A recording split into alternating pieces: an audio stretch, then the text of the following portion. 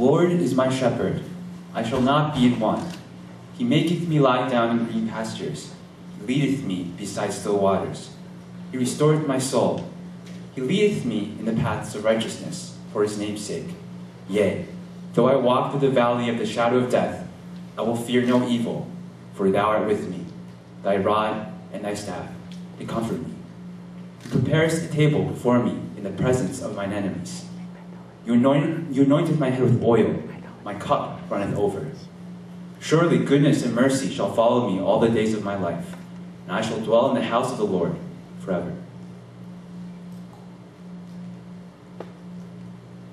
Good evening, ladies and gentlemen. My name is Wesley. My name is Eric.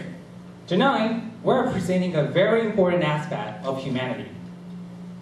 Yes, today we'll be giving a comparative presentation on the funeral rites and customs of Taiwan and the United States.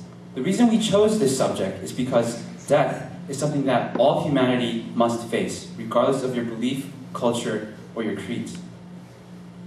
For many people, the subject of death is an uncomfortable subject to talk about. But from a humanist perspective, it is something that we must talk about.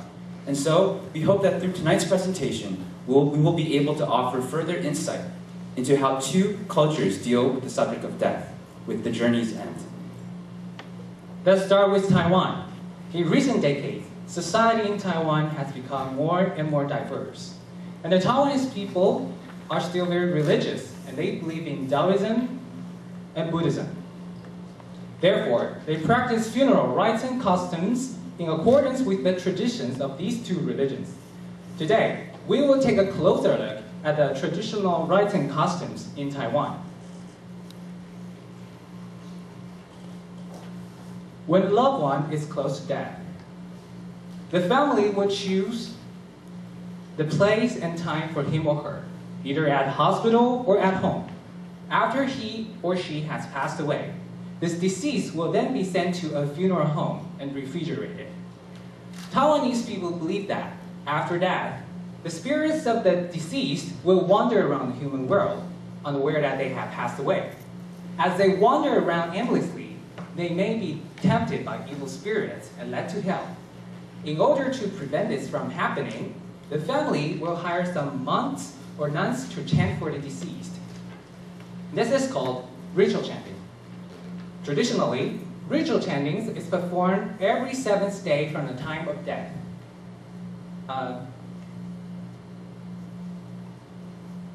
The very first ritual chanting is performed on the 7th day after the death, and the other 6 will be performed on a weekly basis.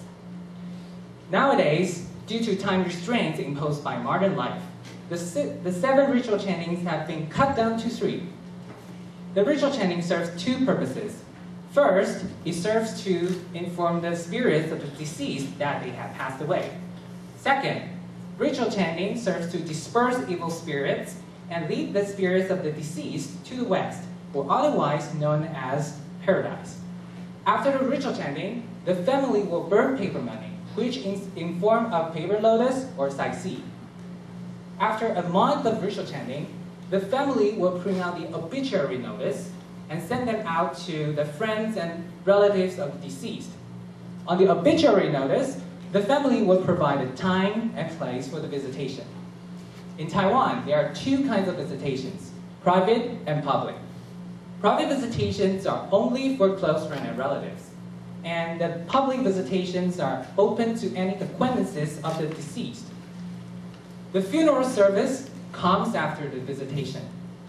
Nowadays, more and more people choose cremation over burial as the price of land gets more and more exorbitant in Taiwan. When the deceased is cremated, the ash will be put into an urn and sent to a pagoda. Every year, the family will visit the site for 4 times. Okay, now Eric will present the rites and customs of a traditional American funeral. Let's welcome Eric. Thank you, Wesley. As you all know, the United States comprises peoples from various cultural backgrounds, so there's technically no standard or singular way of conducting a funeral. But for the sake of comparison, I'll be focusing on the traditional American funeral, as well as the customs that go along with it. So generally, a traditional American funeral is divided into 3 phases. There's the visitation, the burial service. All 3 are generally conducted within days of each other. So once someone has passed away, they're either embalmed or refrigerated for a certain amount of time until the date and time for the funeral is set.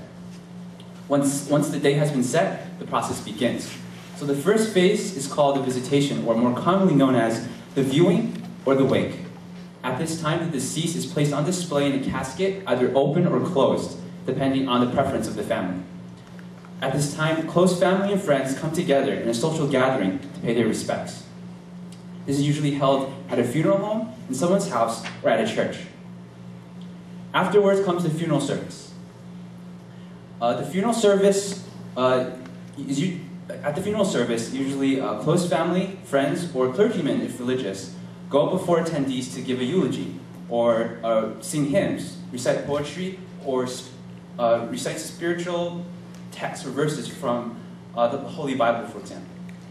Before a funeral service concludes, all the attendees are generally allowed one last opportunity to view the deceased before the casket is permanently closed, if not already. After the funeral service concludes, the close family and friends then carry the casket outside. These people are called pallbearers. The pallbearers then take the casket and place it inside the funeral vehicle, which is called the hearse. The hearse then sets off for the burial site, followed by a procession of cars, which is generally known as the funeral procession. The last phase is the burial service, which is usually conducted by a religious leader from the deceased church. During this time, the religious leader leads everybody in scripture reading or in a hymn. As the casket is lowered into the ground, the attendees are then are lined up single file and walk past the casket and the family members, giving their words of comfort and paying their respects. In regards to American funeral attire, people usually dress somberly and semi-formal, which means gray, black, or dark colors. It is generally considered distasteful if you wear colorful clothing. Women sometimes wear hats with veils to cover their faces. So now that we have presented both sides, let us compare them. For Taiwanese funerals, they are heavily influenced by Taoism and Buddhism. And Taiwanese people believe in the afterlife, where the spirits of the deceased continue to live in a society. Therefore, paper money, ritual chanting are important elements when it comes to the funeral.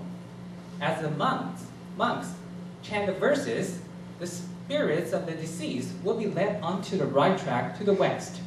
And with the paper money we burn for them, they are able to live a good life in the other world.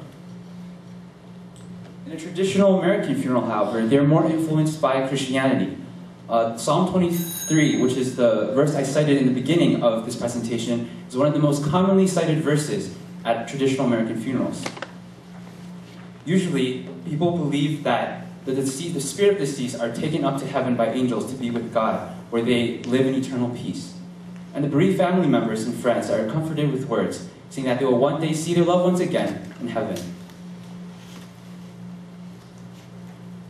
Despite such drastic differences, there is one key similarity. Whether it be a traditional Taiwanese funeral or American funeral, both cultures aim to commemorate and celebrate the life of the deceased. When our loved ones have passed away, it doesn't matter where we are, we all mourn, and we're all in great pain, whether it's externally expressed or internally concealed. In this, we are all united in our humanity. This concludes our presentation. Thank you for your attention.